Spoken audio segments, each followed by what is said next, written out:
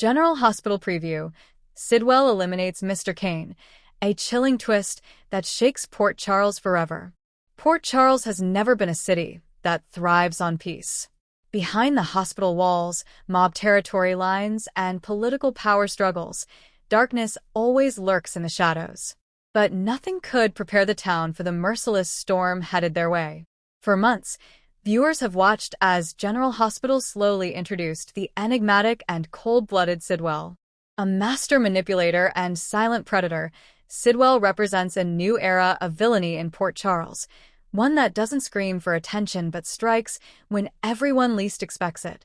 And now, his next move is about to send shockwaves through the canvas. According to upcoming spoilers and insider whispers, Sidwell's target has finally been revealed, Mr. Cain.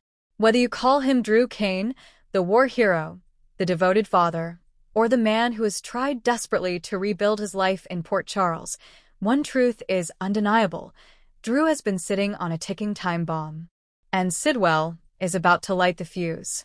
This preview explores in rich detail how Sidwell makes his move, why Cain becomes his ultimate sacrifice, and how the aftermath of this shocking elimination changes everything for the characters we love and those we love to hate. Buckle in, because this is not just another death storyline. This is a General Hospital event that redefines loyalty, betrayal, and survival. Sidwell wasn't always the name whispered in back rooms and feared in boardrooms. When he first appeared, his persona seemed almost corporate: clean suits, quiet confidence, and a businessman's mind for leverage. But as weeks passed, it became obvious that Sidwell was more than just a financial puppet master. The mob connection, his silent deals with international syndicates, placed him in direct conflict with Sonny Corinthos.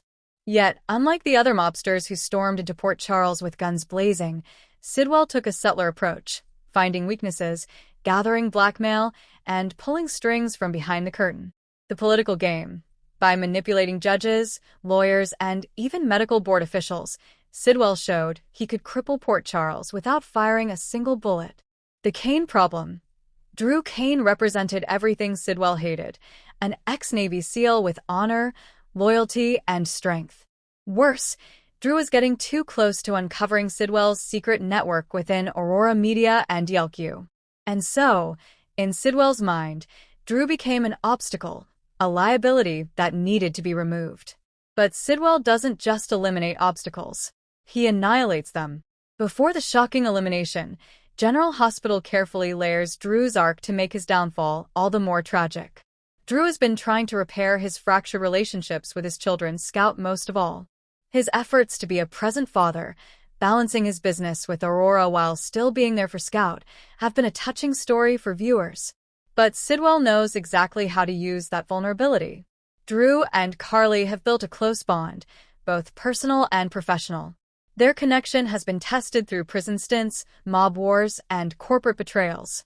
And just when Carly starts believing Drew is her rock, fate has other plans. Drew's involvement in YLQ has made him a natural enemy to anyone trying to gain control of Port Charles's financial empire. Sidwell, seeing Drew as the glue that holds the Quartermain side of things together, views him as the one man who could blow his cover. In other words, Sidwell doesn't just want Drew gone, he needs him gone. This isn't just another car accident, poison drink, or sniper shot on the docks. Sidwell's elimination of Mr. Cain is a masterpiece of psychological and physical warfare. Sidwell knows Drew's sense of honor. He sets up a trap disguised as a rescue mission. Drew receives intel that someone close to him, possibly even Jason or Scout, is in danger. With no time to waste, Drew rushes into what he believes is a rescue, not realizing he's walking straight into Sidwell's web. In a dark, abandoned warehouse, echoing Port Charles's mob history, Drew comes face-to-face with Sidwell for the first time. Their exchange is chilling. Drew demands answers about Sidwell's infiltration into Aurora. Sidwell coldly praises Drew's loyalty, but mocks him for being a soldier who never stopped following orders. The moment is laced with psychological warfare, Sidwell revealing secrets Drew never knew, twisting his Navy past into something darker. When Drew lunges, Sidwell reveals his trap. Explosives rig the building. A fight breaks out, brutal and primal. And in the end, Drew is mortally wounded, not by a random thug, but by Sidwell himself. Sidwell delivers the killing strike, whispering chillingly, "You are the strongest, Cain. And now you're the first to fall." The warehouse explodes, and though Drew's body may never be fully recovered, the implication is clear. Mr. Cain is gone. The death of Drew Cain is not just a character exit, it's an earthquake that shakes the foundation of General Hospital. Carly, who has lost so much already, is devastated. Her bond with Drew was one of the few stabilizing forces in her life. Now, with his death, Carly's grief turns into fury. She vows revenge, setting up a personal war with Sidwell that could consume her. Perhaps the most tragic part of Drew's elimination is what it does to Scout. Having already grown up without Jason as a consistent father figure, Scout now loses Drew too. This sets up years of potential storyline where Scout could be driven by anger, loss, and a need for justice. Jason's return has been one of the most highly anticipated arcs, and Drew's elimination lights a fire under him like never before. For Jason, losing his twin is more than family. It's a wound that reopens every scar of abandonment, guilt, and violence. Jason vows to destroy Sidwell piece by piece. While Jason and Carly are consumed by grief, Sonny is forced to think strategically. Sidwell's elimination of Drew isn't just personal, it's a declaration of war. Sonny knows Sidwell is unlike any enemy before him, and the wrong move. Sam once loved Drew deeply, and though they've moved on, his death devastates her. She becomes the emotional anchor for Scout but struggles with her own grief, haunted by memories of the man who once gave her hope for a fresh start. With Drew gone, Q is vulnerable. Ned, Michael, and Brooklyn scramble to protect the company, but Sidwell's infiltration becomes clear. This creates a corporate war storyline layered with grief, betrayal, and revenge. Sidwell eliminating Drew is not the endgame, it's just the opening salvo. Control of Q and Aurora. With Drew gone, Sidwell sets his sights on controlling the companies that shape Port Charles.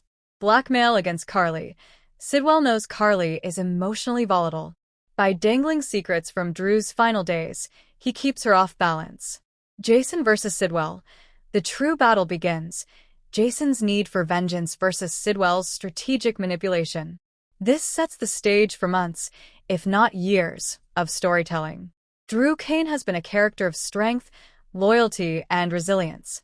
By eliminating him, General Hospital does not just shock viewers, it creates ripple effects that touch nearly every character on the canvas. It raises the stakes for Carly, Jason, and Sonny. It sets up Scout's tragic childhood arc. It pushes Sam, Michael, and the Quartermaines into corporate and personal battles.